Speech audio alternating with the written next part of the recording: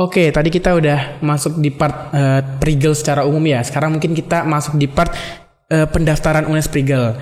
Nah, mungkin di sini teman-teman masih bingung ya untuk pendaftaran UNES Prigel itu seperti apa. Mungkin dari Bu Putri bisa menjelaskan Bu, untuk sistem pendaftaran UNES Prigel itu di semester ini ya Bu, khususnya itu seperti apa ya Bu ya? Ya, baik Mas Habib, kalau untuk pendaftaran UNES Prigel tadi kan timelinenya sudah disampaikan ya.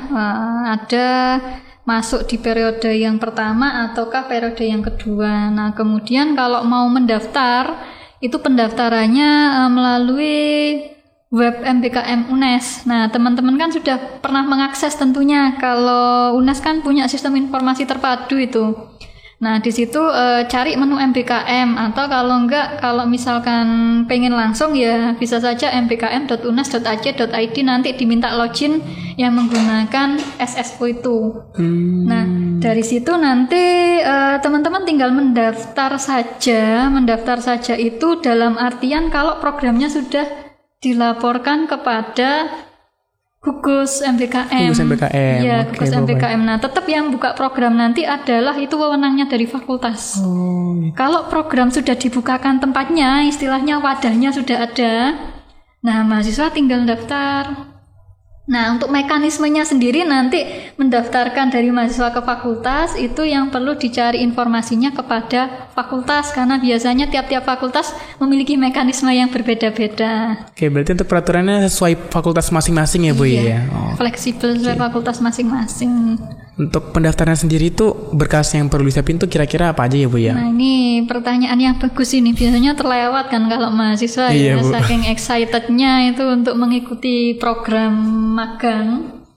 Nah, kalau ada perbedaan sebenarnya tadi termasuk yang 20 SKS sama 12 SKS. Kenapa ada perbedaan? Kami benar-benar pengen membatasi bahwa magang UNES Prigel yang 20 SKS itu benar-benar magang yang produktif, yang bagus, tidak seperti magang biasa yang itu diulang-ulang sampai bulan ke-5.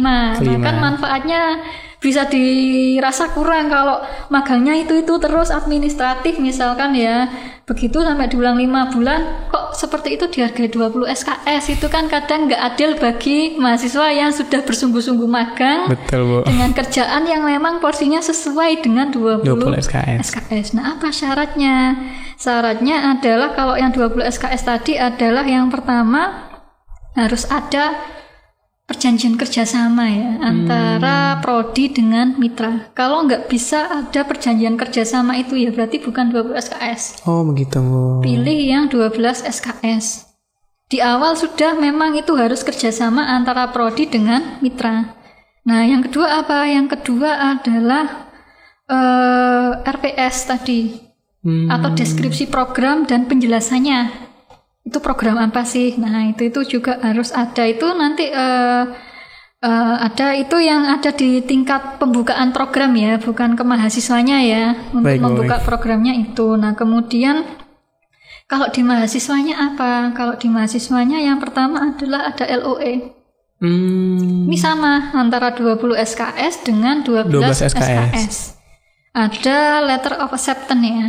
Mitra yang menyatakan bahwa saudara diterima di mitra ini selama 6 bulan 3 bulan untuk yang 12 SKS. Nah, untuk yang 20 SKS adalah 6 bulan Bu. 6 bulan 5 sampai 6 bulan boleh. Seperti itu LOE.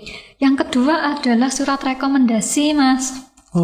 Nah, ini tentunya teman-teman semua sudah pada familiar dengan surat rekomendasi karena program MBKM Kemendikbud itu juga ada surat rekomendasinya. Ada Bu. Apa itu isinya? Isinya adalah surat rekomendasi prodi ya judulnya ya. Isinya adalah rincian mata kuliah apa yang akan direkognisikan. Nah, kalau koordinator prodi sudah menyetujui itu ya berarti kan sudah sah ya. Dalam artian berarti saudara sudah bisa mengikuti kegiatan magang UNES Prigel. Yang kedua itu. Nah, yang ketiga adalah ini tidak kalah penting, adalah surat pernyataan bersedia mengikuti magang. Oh, itu dari mahasiswanya sendiri berarti ya Bu ya? Iya, dari mahasiswanya sendiri. Kenapa? Kadang ada mahasiswa yang tiba-tiba menghilang, itu kan untuk antisipasi Mas. Biar enak antara mitra dengan pihak kampus. Baik. Itu kalau persyaratan untuk mahasiswanya seperti itu. Oke, mungkin kalau di Lantip itu mungkin dikelompokkan atau bagaimana ya Bu ya? Untuk di Prigel sendiri ini adakah pengelompokan atau pemplotingan kelompok Bu? Oke, baik. Kalau mahasiswa ingin berkelompok, misalkan dalam satu mitra industri tertentu gitu ya, ternyata di sana ke mitra dan sudah dapat mitra mau berkelompok, boleh silahkan. Nanti di sistem MBKM UNES-nya tadi disetting itu sebagai kelompok dan ada ketua, ada anggotanya. Oh begitu Bu. Itu nanti di sistem spesifik ada. Nah, menunya ada di menu BKP MBKM UNES. Kalau ngeklik bukan yang lapor MBKM di situ. Nah, plottingan kelompok tadi juga nanti tentunya akan mengikuti penugasan. Penugasan itu ada yang bersifat kelompok, kalau ada ya, ada yang bersifat individu. Kalau laporan-laporan kan individu. Oke Bu, kayak berarti gitu. Ada yang berkelompok, ada juga yang individu ya Bu? Boleh. Mau mandiri, saya sendiri saja UNES Prigelnya juga tidak masalah. Kemudian kalau misal kelompok nanti Bu, mungkin saya penasaran Bu, kalau yang berkelompok ntar Prigel UNES itu untuk pelaksanaannya seperti apa ya Bu? Apakah sama seperti yang individu ataukah berbeda Bu? Nah, kalau pelaksanaannya kan tergantung mitranya membagi tugasnya seperti apa gitu kan. Yang jelas kalau pelaksanaannya secara timeline sama, secara beban kerjanya, dan itu yang dikoordinasikan mahasiswa dengan industri. Tadi kan yang 12 SKS mahasiswa bisa mencari sendiri ya untuk semester ini seperti itu. Nah, untuk 20 SKS seperti apa? Biasanya sudah terprogram dan di industri itu ada mentor ya. Yang perlu diingat, mentor itu yang mendampingi mahasiswa selama melakukan UNES Prigel. Kalau dulu kan PKL ya, nah itu ada mentornya. Otomatis kegiatan-kegiatan sehari-hari itu sudah dalam pengawasan dari mentor. Termasuk nanti misalkan sesi diskusi, pelaporan, seperti itu.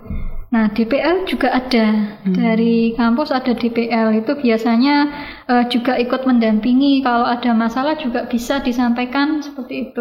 Oke, baik Bu. Tadi kan Bu Putri juga menyinggung ya Bu ya masalah dosen yang mendampingi ya Bu ya. Mungkin untuk dosen yang mendampingi itu apakah diplotting oleh jurusan sendiri atau kita yang milih ya Bu ya? Nah, itu biasanya plotting jurusan. Plotting jurusan ya berarti. Ketika misalkan Mas Habib ini mau mengikuti UNES Prigel, mengajukan surat rekomendasi prodi. Di dalamnya surat rekomendasi prodi itu ada nama dosen pembimbing yang diusulkan. Nah, itu tergantung kebijakan prodi. Apakah prodi yang memberikan namanya atau mahasiswa bisa menuliskan seperti itu. Oke, berarti kita tidak bisa merequest untuk dosen pembimbingnya siapa ya Bu ya? Dikondisikan sendiri lah. Ya, Bu, ya? Soalnya itu adalah wewenang dari koordinator prodi. Oke, seperti itu. Mungkin untuk teman-teman untuk pendaftaran UNES Prigel ini cukup sampai di sini ya Bu untuk part ini. Mungkin kita lanjut ke part selanjutnya ya teman-teman.